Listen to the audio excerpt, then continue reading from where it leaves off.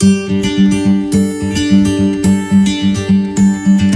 चलिए अब एक्सेस के बारे में हम जानते हैं। फ्रेंड, यदि हम एमएस एक्सेस सीखना चाहते हैं तो हमें कुछ बेसिक चीजों के बारे में पता होना चाहिए। उनमें से एक है डेटाबेस मैनेजमेंट सिस्टम। कि डेटाबेस मैनेजमेंट सिस्टम होता क्या है।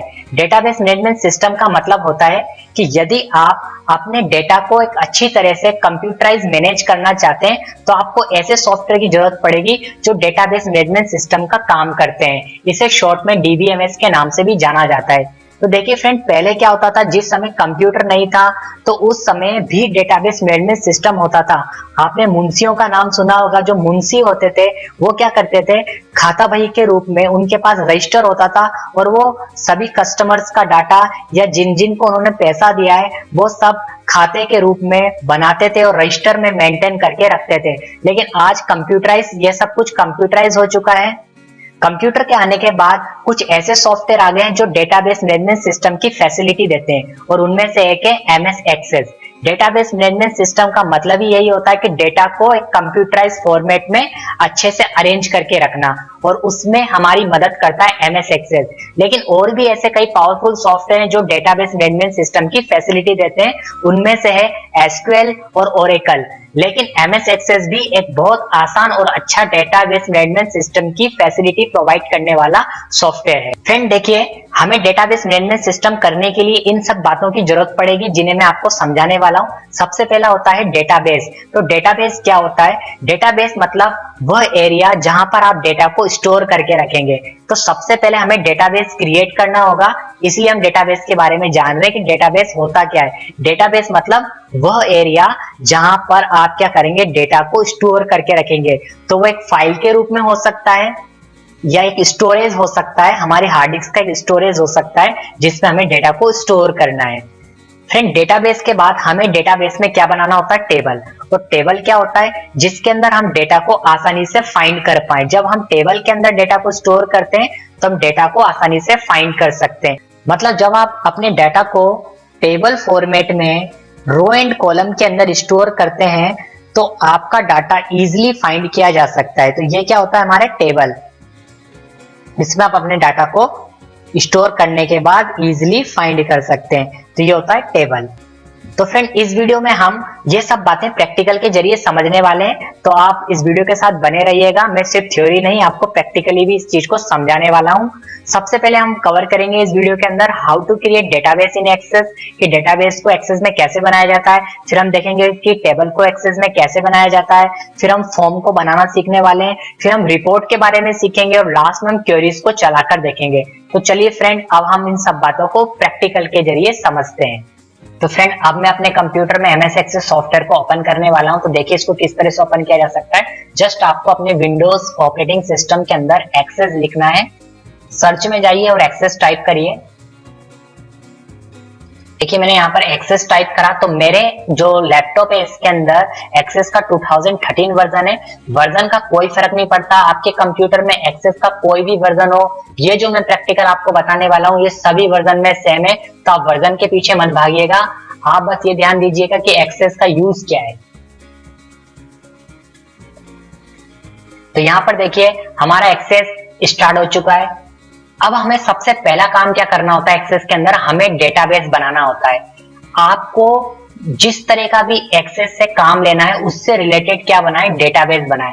मान लीजिए मैं एक स्कूल का डायरेक्टर हूं और मुझे अपने स्कूल के लिए डेटाबेस को मैनेजमेंट करना है, तो मुझे क्या करना होगा, एक डेटाबेस सबसे पहले बनाना होगा। तो हमेशा अपने वर्क से रिलेटेड डेटाबेस का नाम हमें देना होता है। तो यहाँ पर जहां लिखा हुआ है ब्लैंक डेटाबेस, तो यहाँ पर आप इस पर क्लिक कर दीजिए, ब्लैंक डेस्कटॉप डेटाबेस पर क्लिक कर दीजिए। जैसे आप यहाँ पर क्लिक करेंगे तो सबसे पहले आपको यहाँ पर एक डेटाबेस का नाम देना होगा। तो डेटाबेस का नाम आप वही रखिए जो आपके फील्ड से रिलेटेड है, आपके वर्क से रिलेटेड है। तो मैं यहाँ पर आपको एग्जाम्पल दे रहा हूँ, तो एग्जाम्पल के रूप में मैं यहाँ पर डेटाबेस का नाम एक स्कूल रख रहा हूँ, क्योंकि मैं एक स्कूल का एग्जाम्पल लेके चलने वाला हूँ इस पूरे वीडियो के अंदर। तो यहाँ पर हम इसको नाम देते हैं स्कूल। और अब मैं यहाँ पर जो क्रिएट बटन है इस पर क्लिक कर दूंगा। जैसे मैं क्रिएट पर क्लिक करूंगा तो डेटाबेस मेरा स्कूल नाम से क्रिएट हो चुका है और ये माय डॉक्यूमेंट के अंदर जाकर बाय डिफॉल्ट सेव हो चुका है। आपको ये फाइल कहाँ मिलेगी? माय डॉक्यूमेंट के अंदर, क्योंकि मैंने बाय डिफॉल्ट कोई लोकेशन सेलेक्ट नहीं करी है।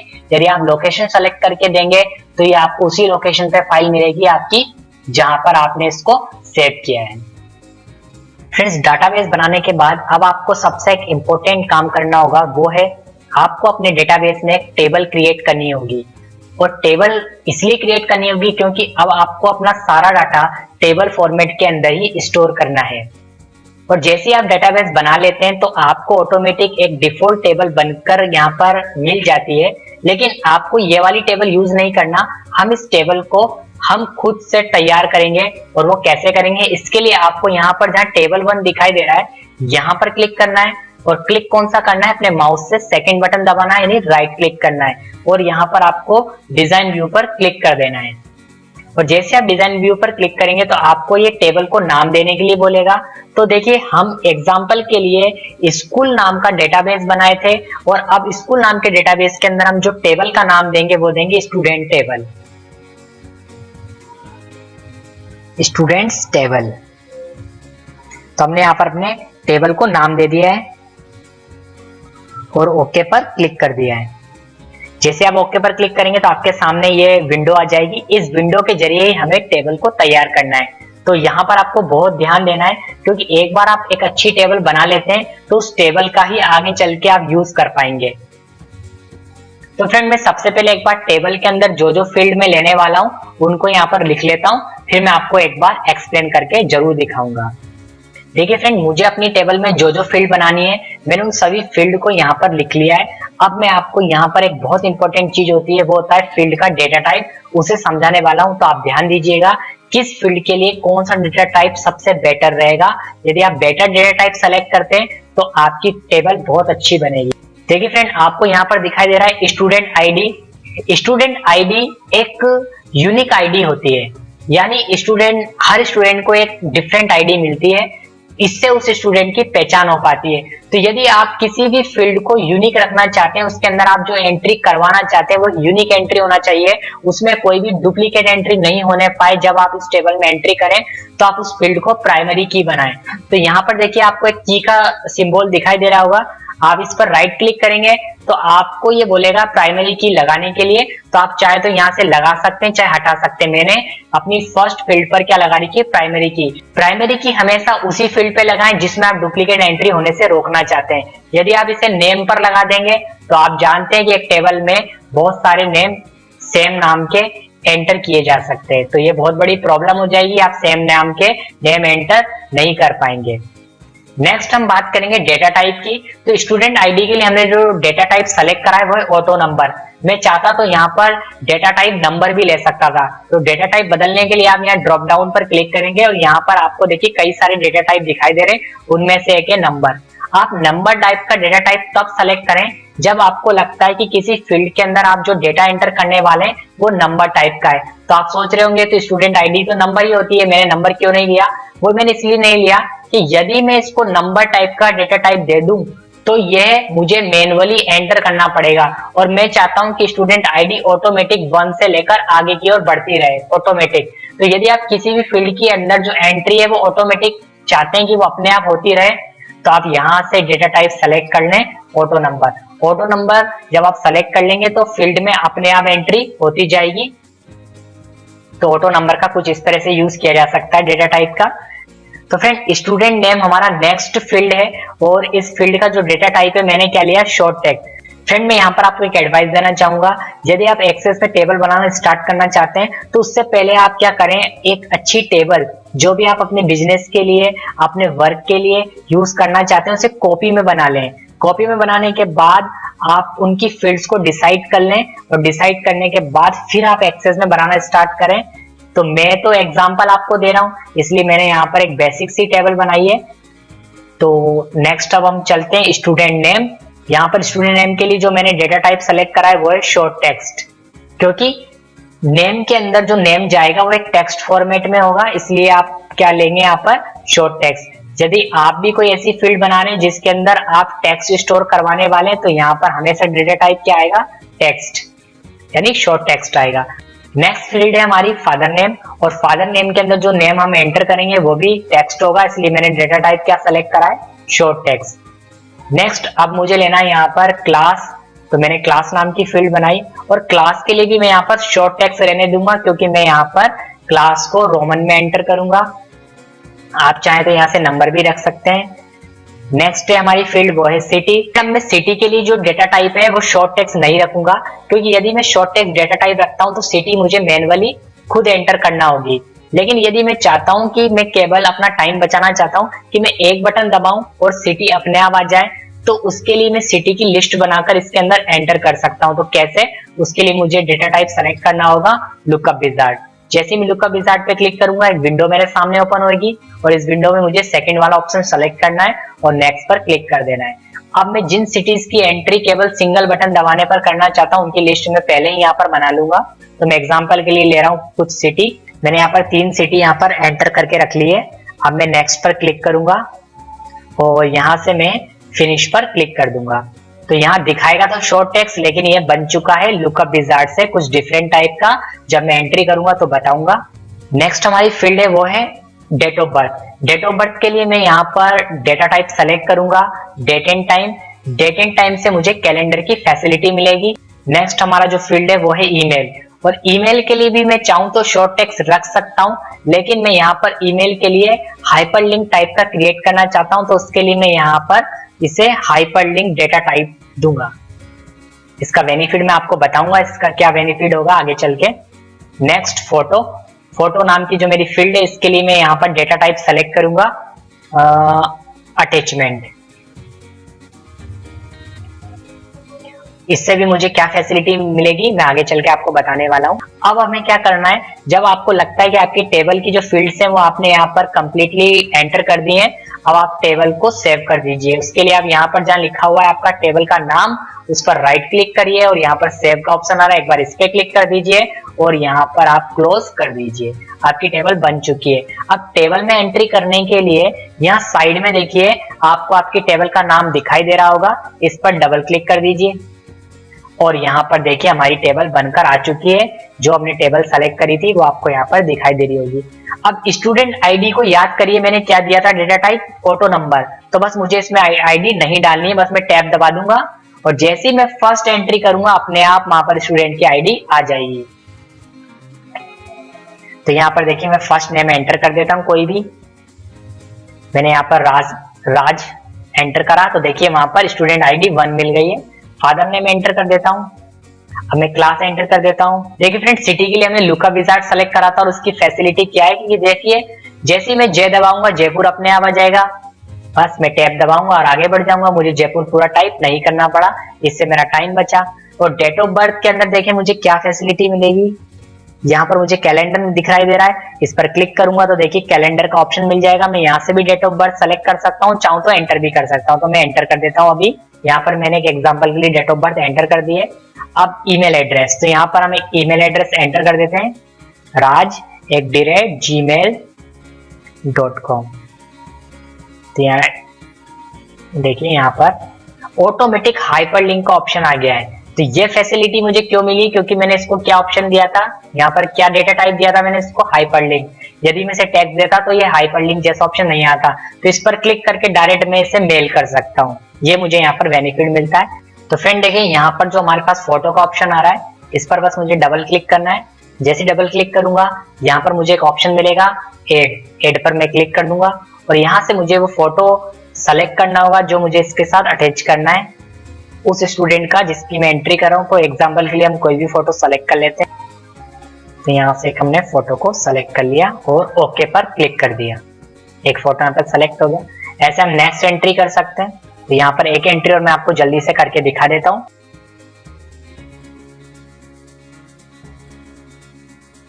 तो देखिए फ्रेंड, हमने इस तरह से सेकेंड एंट्री भी कर दी है।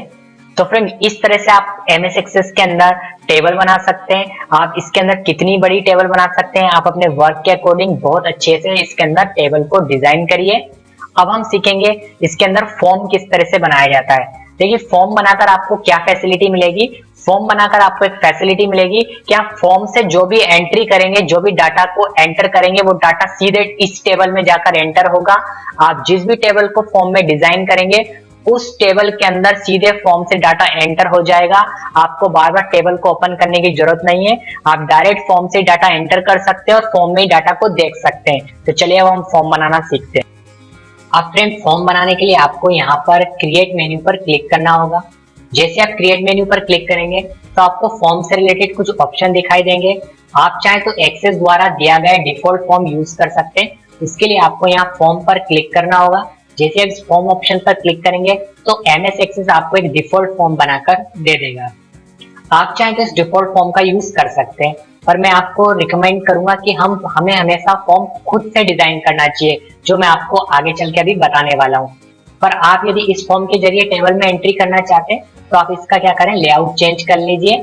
अभी देखिए ये हम यहाँ पर जो व्यू ऑप्शन है इस पर क्लिक कर रहे हैं और जो लेआउट सेलेक्ट है वो है अभी लेआउट व्यू। तो इसमें आप क्या कर सकते हैं, इसकी साइज वगैरह कम ज्यादा कर सकते हैं। यदि आपको लगता है कि इसकी साइज छोटी है तो आप इसे बढ़ा सकते हैं, और आपको लग रहा है कि इसकी साइज अभी बड़ी है तो आप इसकी साइज को कम कर सकते हैं। तो देखिए मैं कुछ इस तरह से करा, ये केवल आप लेआउट व्यू में ही कर पाएंगे। अब यदि आप एंट्री करना चाहते हैं इसके अंदर तो आप फॉर्म व्यू सेलेक्ट कर लीजिए, यानी ये वाला व्यू सेलेक्ट कर लीजिए। इस पर क्लिक करने के बाद आप इसमें एंट्री कर सकते हैं। इसके लिए आपको यहाँ देखिए नीचे एक ऑप्शन दिखाई दे रहा है, इस पर क्लिक कर दीजिए। अब आप यहाँ से एंट्री कर सकते हैं और जो एंट्री आप इसमें करेंगे वो ऑटोमेटिक टेबल में चली जाएगी। तो चलिए मैं एक एंट्री आपको यहाँ पर करके दिखा देता हूँ जल्दी से। फोटो के लिए यहाँ पर आपको डबल क्लिक करना होगा और वही ऐड करके अटैच कर लीजिए। देखिए यहाँ पर हमारा फोटो आ चुका है और अब हमें कुछ नहीं करना है, ये हमारी एंट्री हो चुकी है। तो चलिए फ्रेंड अब मैं आपको टेबल में ले जाकर दिखा देता हूँ कि जो हमने यहाँ से एंट्री करी थी वो टेबल में हुई या नहीं। उसके लिए देखिए साइड में जो हमें हमारी टेबल दिखाई दे रही है इस पर डबल क्लिक करते हैं और देखिए यहाँ पर आपको वो एंट्री दिखाई देगी जो हमने अभी फॉर्म से करी थी। इस प्रकार हम फॉर्म से टेबल में एंट्री कर सकते हैं। तो ये तो था हमारा जो फॉर्म है वो MS एक्सेस ने हमें बनाकर दिया था, लेकिन हम खुद से एक बहुत अच्छा फॉर्म डिजाइन कर सकते हैं। तो वो कैसे करेंगे चलिए देखते हैं। इसे मैं क्लोज कर देता हूँ, सेव नहीं करूंगा। ठीक, तो हमें वापस क्रिएट मेन्यू में जाना होगा और यहाँ पर देखिए आपको एक ऑप्शन दिखाई दे रहा है ब्लैंक फॉर्म, इस पर क्लिक कर दीजिए। ब्लैंक फॉर्म पर क्लिक करने के बाद अब आपको क्या करना है, इसका व्यू चेंज करना है। व्यू चेंज करने के लिए देखिए व्यू में जाना है और यहाँ से हमें डिजाइन व्यू सेलेक्ट करना है। ये सेलेक्ट करना बिल्कुल मत भूलिएगा। डिजाइन व्यू सेलेक्ट करने के बाद हमें कुछ ऐसा ग्राफ जैसा ग्रिड दिखाई देगा, इसके अंदर हमें डिजाइन करना होगा। और साइड में देखिए यहाँ पर हमें हमारी सभी टेबल्स दिखाई देंगी जो भी हमने बनाई थी, लेकिन इस एग्जांपल में केवल मैंने एक ही टेबल बनाई थी जिसका नाम था स्टूडेंट टेबल, इसलिए मेरे को केवल यही टेबल दिखाई दे रही है। तो इसकी जितनी भी फील्ड है मुझे ड्रैग करके ड्रॉप करना होगा फॉर्म पर, यहाँ से ले जाकर छोड़ना होगा फॉर्म पर। तो जैसे जैसे मैं छोड़ता जाऊंगा ये डिजाइन होता जाएगा। देखिए मैं यहाँ पर एक बेसिक सा डिजाइन आपको बना रहा हूँ। यदि आप इसको आराम से समय देकर डिजाइन करेंगे तो बहुत अच्छा डिजाइन होगा ये फॉर्म। तो एक बार मैं पहले जल्दी कर देता हूँ फिर आपको दिखाऊंगा।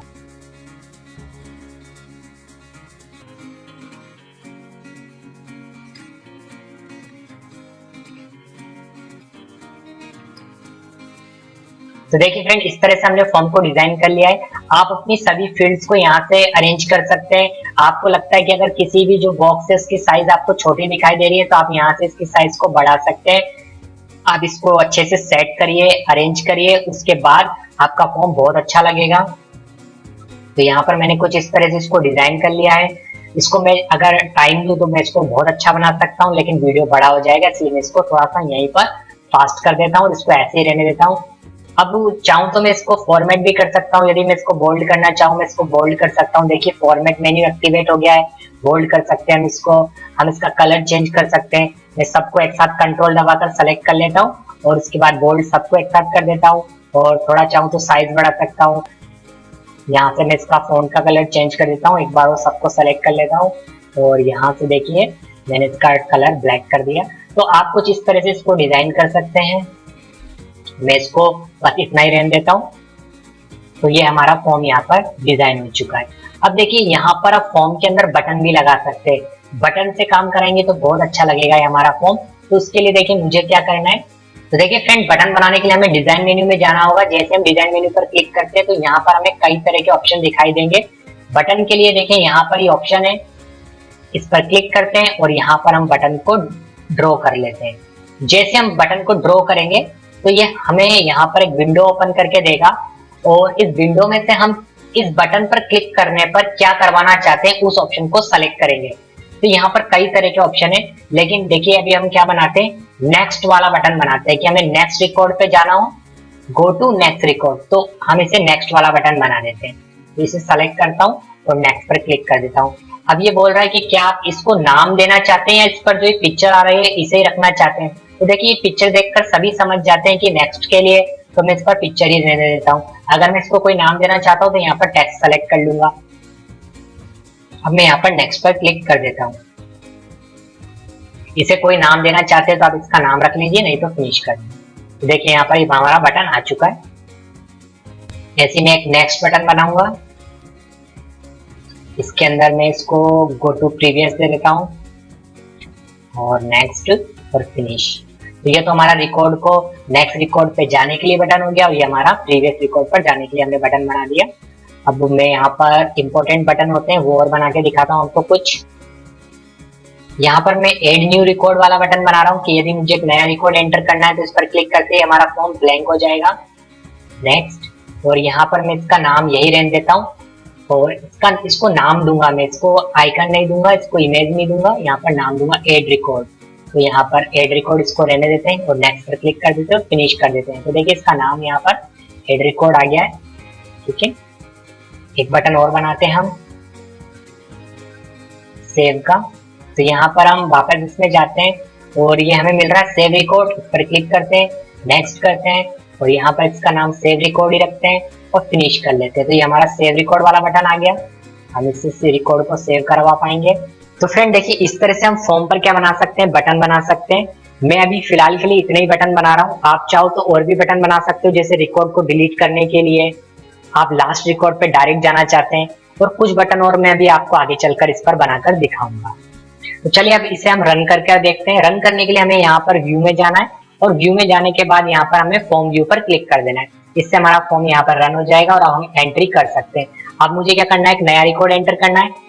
तो मैं यहाँ पर एड रिकॉर्ड पर क्लिक करूंगा तो देखिए ब्लैंक हो गया ऑटोमेटिक। बटन पर क्लिक करने से देखिए कितना अच्छा चल रहा है, क्योंकि यदि हम डिजाइन व्यू से बनाते हैं, हम खुद से बनाते हैं इसको, तो फॉर्म बहुत ही अच्छा काम करेगा और हम अपने हिसाब से इसको एडजस्ट कर सकते हैं। तो चलिए हम स्टूडेंट का नाम एंटर कर लेते हैं, कोई भी ए नाम रख देता हूँ मैं, फादर नेम बी रख देता हूँ, ऐसे ही बना रहा हूँ मैं। और क्लास कोई सी भी देता हूँ, सिटी में यहाँ पर कोटा कर देता हूँ, डेट ऑफ बर्थ में यहाँ पर उसकी कोई भी सेलेक्ट डाल देता हूँ। ठीक है, और यहाँ पर उसका एक ईमेल एड्रेस डाल देता हूँ और जैसे ही मैं एड रिकॉर्ड पर क्लिक करता हूँ तो रिकॉर्ड सेव हो जाता है। चाहे मैं सेव बटन पे क्लिक करूँ या एड रिकॉर्ड पे क्लिक करूँ, बात एक ही है। इसके बाद यदि मैं रिकॉर्ड में प्रीवियस जाके देखना चाहता हूँ तो मैं इससे पीछे जा सकता हूँ। देखिए सारे रिकॉर्ड हमारे प्रीवियस आ रहे हैं, ये मैं आगे बढ़ सकता हूँ इससे। तो जैसा मैंने बटन बनाया था वैसे ही हमें फॉर्म काम करके दे रहा है। ठीक है फ्रेंड, इस तरह से हम कुछ इस फॉर्म का यूज कर सकते हैं। फॉर्म बहुत ही अच्छा ऑप्शन है, आप अपने बिजनेस के लिए जब एमएस एक्सेस का यूज करें तो फॉर्म जरूर बनाइएगा और फॉर्म बनाकर एंट्री करेंगे तो बहुत ही अच्छा रहेगा आपके लिए। अब हम इस फॉर्म को सेव कर देते हैं ताकि फ्यूचर में इस फॉर्म का हम यूज कर पाए। इसके लिए देखिए फॉर्म पर राइट क्लिक करें और यहाँ पर सेव का ऑप्शन आ रहा है, इस पे क्लिक कर दीजिए और फॉर्म को नाम दे दीजिए। तो यहाँ पर मैं फॉर्म को स्टूडेंट फॉर्म नाम दे देता हूँ, स्टूडेंट फॉर्म। ठीक है, और ओके पर क्लिक कर देता हूँ। देखिए हमारा फॉर्म यहाँ पर सेव हो चुका है। यदि फ्रेंड आप इस फॉर्म के अंदर वापस कुछ एडिटिंग करना चाहते हैं तो उसके लिए आपको इसका व्यू चेंज करना पड़ेगा। आप व्यू में जाएं और यहाँ से लेआउट सेलेक्ट कर लें। लेआउट सेलेक्ट करने के बाद आप इसकी साइज को, अगर आपको लग रहा है कि छोटी है तो आप इसकी साइज बढ़ा सकते हैं और चाहे तो यहाँ से इनकी डिजाइनिंग भी चेंज कर सकते हैं। फॉन्ट स्टाइल हो गई, कलर कॉम्बिनेशन हो गया, ऐसा आप यहाँ से चेंज कर सकते हैं। और यदि आप इसको फिर से रन करना चाहते हैं तो डिजाइन मेन्यू में जाएं और यहाँ से व्यू में जाकर फॉर्म व्यू पर क्लिक कर दें, इससे रन हो जाएगा। और वापस से यदि आप इसको डिजाइन व्यू में ओपन करना चाहते हैं, डिजाइन व्यू पर क्लिक कर दें, इससे आप बटन वगैरह वापस से ऐड कर पाएंगे। तो ये था हमारा फॉर्म। अब फ्रेंड हम सीखेंगे रिपोर्ट बनाना। देखिए फ्रेंड, मैं आपको बता देता हूँ रिपोर्ट होती क्या है।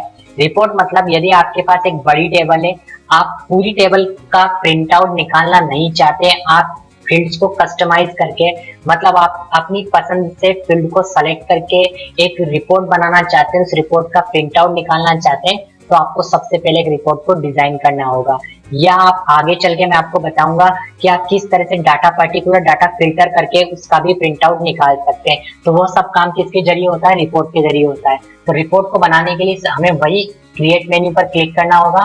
तो जैसे हम क्रिएट मेन्यू पर क्लिक करेंगे तो यहाँ पर हमें रिपोर्ट बनाने के कई ऑप्शन दिखाई देंगे। यदि हम MS एक्सेस की तरफ से पहले से बनी हुई एक रिपोर्ट लेना चाहते हैं तो जस्ट हम क्या कर दें, इस ऑप्शन पर क्लिक कर दें। जैसे हम रिपोर्ट ऑप्शन पर क्लिक करेंगे तो MS एक्सेस हमें एक रिपोर्ट बनाकर दे देगा। लेकिन MS एक्सेस जो रिपोर्ट हमें बनाकर देता है वो एक परफेक्ट रिपोर्ट नहीं होती है। मैं आपको इसको रिकमेंड नहीं करूंगा।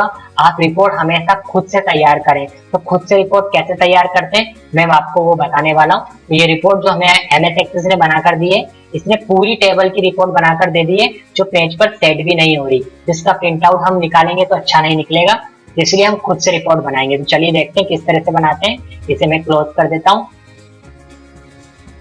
वापस से हमें क्रिएट मेन्यू पर क्लिक करना है और यहाँ से देखिए आपको एक ऑप्शन दिखाई दे रहा है रिपोर्ट विजार्ड, इस पर क्लिक कर दीजिए। जैसे आप इस पर क्लिक करेंगे एक विंडो ओपन होगी। इस विंडो में आप उस टेबल को सेलेक्ट कर सकते हैं जिसकी आपको रिपोर्ट बनानी है। तो यहाँ से मेरे को मेरी टेबल सेलेक्ट करनी होगी जो कि बाय डिफॉल्ट सेलेक्ट है। अब आपके पास इस टेबल में इतनी सारी फील्ड्स हैं। आप जिन फील्ड्स की केवल रिपोर्ट बनाना चाहते हैं आप उन फील्ड्स को इधर ले लीजिए। आपको जरूरी नहीं है सभी फील्ड लेना, आप अपनी इच्छा से जिस फील्ड को रिपोर्ट में शामिल करना चाहते हैं उन्हें सेलेक्ट कर लीजिए। तो मैं यहाँ से स्टूडेंट आईडी शामिल करना चाहता हूँ। अब मैं नेम को शामिल करना चाहता हूँ, फादर नेम, क्लास, बस मैं इन 3 चीजों को रिपोर्ट में शामिल करना चाहता हूँ। तो मैंने इन तीनों चीजों को सेलेक्ट कर लिया है। अब देखिए मुझे क्या करना होगा, अब यहाँ से मुझे नेक्स्ट पर क्लिक करना है। जैसे ही मैं नेक्स्ट पर क्लिक करूंगा तो ये मुझसे बोल रहा है कि आप किसी को स्पेशल प्रायोरिटी देना चाहते हैं। तो स्पेशल आप प्रायोरिटी देना चाहते हैं तो यहाँ से आप दे सकते हैं, अदरवाइज हम क्या कर रहे हैं नेक्स्ट पर क्लिक कर रहे हैं। तो मैं नेक्स्ट पर क्लिक कर देता हूँ। यहाँ पर आप किसी भी फील्ड को असेंडिंग ऑर्डर में जमा सकते हैं। तो मैं नेम वाली फील्ड को असेंडिंग ऑर्डर में जमा देता हूँ। ऐसे आप किन्हीं भी 4 फील्ड को यहाँ पर सेलेक्ट कर सकते हैं। तो मैं यहाँ पर स्टूडेंट नेम ही रहने देता हूँ और नेक्स्ट पर क्लिक कर देता हूँ। यहाँ पर आपको अलग अलग लेआउट मिलेंगी कि किस तरह से आप रिपोर्ट बनाना चाहते हैं। आप यहाँ पर अपनी रिपोर्ट को किस लेआउट में रखना चाहते हैं। तो मैं यहाँ पर ये फर्स्ट वाला ही रहने देता हूँ। यहाँ से आप पेज का ओरिएंटेशन चेंज कर सकते हैं। आप चाहे तो पोर्ट्रेट कर लीजिए, आप चाहे तो लैंडस्केप कर लीजिए, ये आपकी चॉइस होगी कि आपको अपना जो पेज है वो किस तरह से सेट करना है। तो मैं यहाँ पर लैंडस्केप कर लेता हूँ और अब मैं नेक्स्ट पर क्लिक कर देता हूँ। नेक्स्ट पर क्लिक करने के बाद बस लास्ट ऑप्शन यहाँ पर है फिनिश, इस पर क्लिक कर दीजिए। और यदि आप इस रिपोर्ट को कोई डिफरेंट नाम देना चाहते हैं तो यहाँ पर आप रिपोर्ट को नाम दे सकते हैं। तो यहाँ पर मैं नाम दे देता हूँ स्टूडेंट टेबल रिपोर्ट या स्टूडेंट रिपोर्ट नाम रख देता हूँ इसका और फिनिश पर क्लिक कर देता हूँ। तो देखिए हमारे सामने एक बहुत ही परफेक्ट रिपोर्ट तैयार होकर आ चुकी है। अब मैं चाहूँ तो इसका डायरेक्ट प्रिंट आउट निकाल सकता हूँ या मैं इसको भी एडजस्ट करना चाहता हूँ तो मैं इसको चेंज कर सकता हूँ। इसमें कोई चेंजेस करना चाहता हूँ तो कर सकता हूँ। कैसे करूंगा मैं तो आपको बता देता हूँ। पहले मेरे को इसका क्या करना होगा, व्यू चेंज करना होगा। तो अभी तो ये क्या आ रहा है, प्रिंट प्रीव्यू मोड में ओपन है। तो प्रिंट प्रीव्यू को यहाँ से क्लोज कर देते हैं। अब मुझे यहाँ पर डिजाइन मेन्यू में जाना और यहाँ पर व्यू में जाने के बाद यहाँ पर देखिए यहाँ मिलेगा मुझे लेआउट व्यू, इस पर क्लिक कर देता हूँ। इस पर क्लिक करने के बाद देखिए मैं इसकी साइज को यहाँ से छोटा कर सकता हूँ। यहाँ से मैं इनको भी देखो एडजस्ट कर सकता हूँ। मुझे लगता है कि इनकी जरूरत नहीं है, ऐसे मैं इसको भी एडजस्ट कर सकता हूँ। और अगर मैं इसको और अच्छे से डिजाइन करना चाहता हूँ तो वापस से मैं डिजाइन मेन्यू में चला जाऊँ और यहाँ से व्यू में जाने के बाद डिजाइन व्यू पर क्लिक कर लूँ।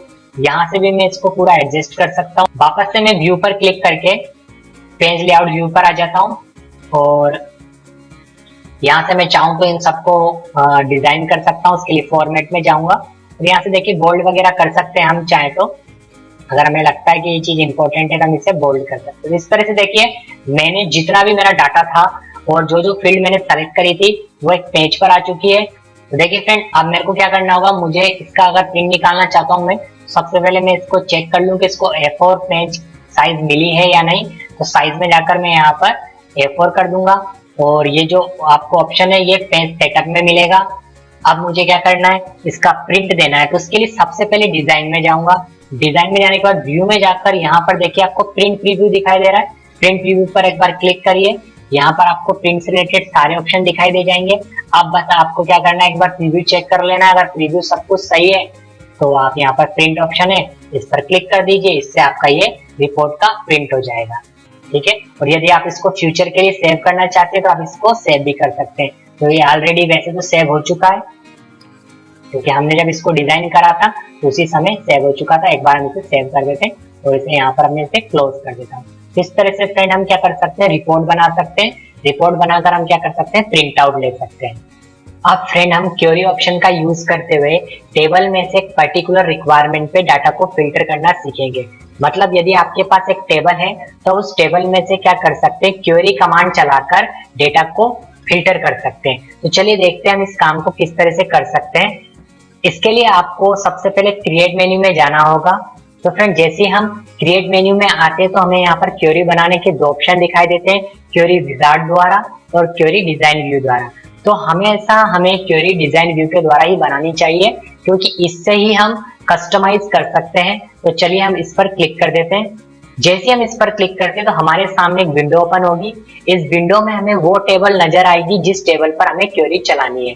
तो यहाँ पर स्टूडेंट टेबल दिखाई दे रही है, हम इसे ऐड करा देते हैं और इसे क्लोज कर देते हैं। अब मुझे जिन फील्ड पर क्वेरी अप्लाई करनी है उन फील्ड्स को ड्रैग करके सबसे पहले फील्ड को सेलेक्ट करें। देखिए मैंने सेलेक्ट कर लिया। अब इसे बटन दबाकर माउस का ड्रैग करके यहाँ पर जहाँ आपको फील्ड्स दिखाई दे रहा है यहाँ पर छोड़ दें। ऐसे मुझे जिन जिन फील्ड्स की रिक्वायरमेंट है, जिन पर मुझे क्वेरी चलानी है, उन्हें मैं यहाँ से सेलेक्ट करूंगा और यहाँ पर छोड़ दूंगा। तो यहाँ पर मैं स्टूडेंट नेम और उसके बाद क्लास ले लेता हूँ और एक सिटी ले लेता हूँ और एक ईमेल ले लेता हूँ। बस ये तीन चीज ले लेता हूँ। अब यदि मैं यहाँ पर दिखाई दे रहा है आपको शो के आगे आपको टिक मार्क दिखाई दे रहे हैं, यहाँ पर मैंने चेक बॉक्स इन्हें सेलेक्ट कर रखा है। यदि मैं इन सबको सेलेक्ट रखता हूँ और अब मैं यदि इस क्वेरी को रन कर देता हूँ, तो देखिए एक बार मैं रन करके दिखा रहा हूँ, यहाँ रन दिखाई दे रहा है आपको। तो जितना भी मेरे पास टेबल में डाटा था, क्वेरी चला और सभी डाटा मेरे सामने आ गया। लेकिन आप नोटिस करिएगा केवल वही फील्ड यहाँ पर दिखाई देगी जिन्हें मैंने उसमें ड्रैग करके ड्रॉप करा था। बाकी टेबल की फील्ड्स यहाँ पर आपको नजर नहीं आएगी। बाकी तो उस टेबल में बहुत सारी फील्ड्स थी। तो देखिए कस्टमाइज कर लिया हमने, फिल्टर कर लिया डाटा। हमें जो टेबल में से डाटा नहीं चाहिए वो हम नहीं देख रहे, जो हमें देखना है हम केवल वही देख रहे हैं। एक तरीका तो ये है। तो ये तो पूरी क्वेरी बनकर आ गई, लेकिन मैं किसी पर्टिकुलर रिक्वायरमेंट पर भी फिल्टर कर सकता हूँ। वो कैसे करेंगे मैं आपको भी जस्ट बताता हूँ। इसे मैं व्यू में जाकर वापस से डिजाइन व्यू पर क्लिक करके उसी मोड में पहुंच जाता हूँ। देखिए मैं वापस वहीं आ गया हूँ डिजाइन में। अब यदि मैं नोटिस करिएगा कि यदि मैं स्टूडेंट नेम के साथ केवल ईमेल एड्रेस देखना चाहता हूँ, इसके अलावा कुछ नहीं देखना चाहता, तो यहाँ से ये जो चेक बॉक्स है हटा दूंगा और अब मुझे क्या करना होगा, रन पर क्लिक करना होगा। जैसे रन पे क्लिक करूंगा तो आप देखिए स्टूडेंट नेम के साथ मुझे केवल क्या दिखाई दे रहा है, यहाँ से मैं इसको थोड़ा सा बड़ा कर देता हूँ। स्टूडेंट नेम के साथ केवल ईमेल एड्रेस दिखाई दे रहा है। तो इस तरह से आप क्या कर सकते हैं, अपनी चॉइस का डाटा देख सकते हैं। बड़ी टेबल में से आप क्वेरी के माध्यम से अपनी चॉइस का डाटा देख सकते हैं। वापस से हम डिजाइन में चले जाते हैं, व्यू पर क्लिक कर रहे हैं, डिजाइन व्यू में चले जाते हैं। अब मैं आपको क्या करके दिखाता हूँ, फिल्टर करके दिखाता हूँ डाटा किसी पर्टिकुलर कंडीशन पे। तो मैं आपको क्लास के आधार पर डाटा फिल्टर करके दिखा रहा हूँ। तो यहाँ जहाँ क्लास वाली फील्ड है इसके नीचे आपको क्राइटेरिया दिखाई दे रहा होगा, यहाँ पर मैं क्लिक करूंगा और यहाँ पर मैं लिखूंगा। देखिए यहाँ पर मैंने इस तरह से लिखा, आप नोटिस करिएगा, फिल्टर बाय क्लास, और इसे मैं ऐसे बंद कर देता हूँ। फिल्टर बाय क्लास मैंने इसको यहाँ पर लिख दिया है। और अब मैं जैसे ही रन करूंगा तो देखिए मुझसे क्या बोल रहा है, पहले क्लास एंटर करने के लिए आप किस क्लास का डाटा देखना चाहते हैं। तो मैंने यहाँ पर क्या लिख दिया, 10। यदि मेरे उसमें 10 का डाटा हुआ तो ये मुझे फिल्टर करके दिखा देगा। तो देखिए हमारे पास 10 का डाटा था। तो देखिए फ्रेंड, इसने मुझे क्लास के आधार पर 2 रिकॉर्ड दिखा दिए। तो इस तरह से मैं क्या कर सकता हूँ, डाटा को फिल्टर कर सकता हूँ। तो चलिए मैं एक तरह से और आपको दिखाता हूँ। मैं व्यू में जा रहा हूँ, वापस डिजाइन पर क्लिक कर रहा हूँ और यहाँ पर मैं इसको हटा देता हूँ। तो देखिए फ्रेंड, मैं आपको एक दूसरे तरीके से फिल्टर करके दिखाता हूँ डाटा को। तो जहां मेरा स्टूडेंट नेम लिखा है मैं उसके नीचे क्राइटेरिया में जा रहा हूँ और यहाँ मैं नेम के आधार पर आपको फिल्टर करके दिखाऊंगा। तो मैं यहाँ पर लिखूंगा R और मैं यहाँ पर लगा रहा हूँ स्टार। तो इसका मतलब ये हो गया कि जिन भी स्टूडेंट्स का नाम R से स्टार्ट होता है वो सभी की लिस्ट मुझे दिखाई देगी। इसके अलावा मुझे और कोई स्टूडेंट नहीं दिखाई देंगे। तो यहाँ पर मैं इसको ऐसे लिख देता हूँ और अब मैं इसको डिजाइन में जाता हूँ और रन कर देता हूँ। तो देखिए 3 स्टूडेंट ऐसे थे जिनका नाम आर से स्टार्ट है, वो मेरे सामने आ चुके हैं। तो फ्रेंड इस तरह से हम क्वेरी का यूज करते हुए डाटा को फिल्टर कर सकते हैं टेबल में से। यदि आपके पास टेबल में लार्ज डाटा है तो आप उस लार्ज डाटा, बड़े डाटा में से किसी पर्टिकुलर कंडीशन पे डाटा को फिल्टर कर सकते हैं।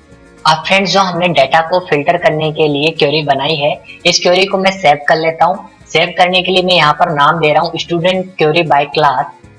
फ्रेंड जो हमने क्वेरी बनाई है जिसके माध्यम से हम क्लास वाइज डाटा को फिल्टर कर पा रहे हैं, इसके लिए हम क्या कर सकते हैं, रिपोर्ट भी तैयार कर सकते हैं। यानी जब मुझे किसी पर्टिकुलर कंडीशन पर भी रिपोर्ट बनानी हो तो मैं रिपोर्ट बना सकता हूं। अभी मैं किस कंडीशन पर एक रिपोर्ट बनाना चाहता हूं कि जब मैं क्लास को डालकर सर्च करूं तो केवल वही रिपोर्ट मेरे सामने आए और उसी की मैं क्या करूं, रिपोर्ट बनाऊं। तो उसके लिए भी हम रिपोर्ट तैयार कर सकते हैं, यानी हम क्वेरी के लिए भी रिपोर्ट तैयार कर सकते हैं। तो एक तो हम पूरे स्टूडेंट की डिटेल को प्रिंट करने के लिए रिपोर्ट ऑलरेडी बना चुके हैं। अब हम जो है इस फिल्टर वाले डाटा के लिए रिपोर्ट बनाएंगे, यानी जब भी हम क्लास एंटर करें उसकी हमारे लिए रिपोर्ट बनाकर ये दे दे। तो चलिए इस काम को कैसे करते हैं मैं आपको करके दिखाता हूँ। इसके लिए हमें वापस से क्रिएट मेन्यू में जाना होगा।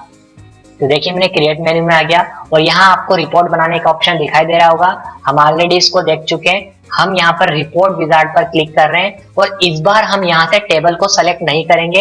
इस बार हम यहाँ से हमारी क्वेरी को सेलेक्ट करेंगे जो अभी मैंने नाम देकर सेव करी थी, जिसका नाम मैंने रखा था स्टूडेंट क्वेरी बाय क्लास। तो मैं यहाँ से इसको सेलेक्ट कर लेता हूँ और यहाँ से इसकी जो सारी फील्ड्स हैं मैं यहाँ पर ऐड कर लेता हूँ।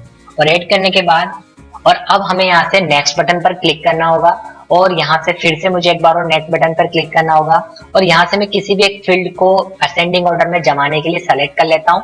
तो यहाँ से मैं स्टूडेंट नेम वाली जो फील्ड है इसे सेलेक्ट कर रहा हूँ और अब मुझे नेक्स्ट पर क्लिक करना होगा। मैंने नेक्स्ट पर क्लिक कर दिया और यहाँ से मुझे लेआउट सेलेक्ट करने के लिए बोल रहा है, तो मैं इसका लेआउट तो डिफॉल्ट रख लेता हूँ जो ये मुझे बता रहा है और ओरिएंटेशन भी इसका मैं पोर्ट्रेट ही रहने देता हूँ।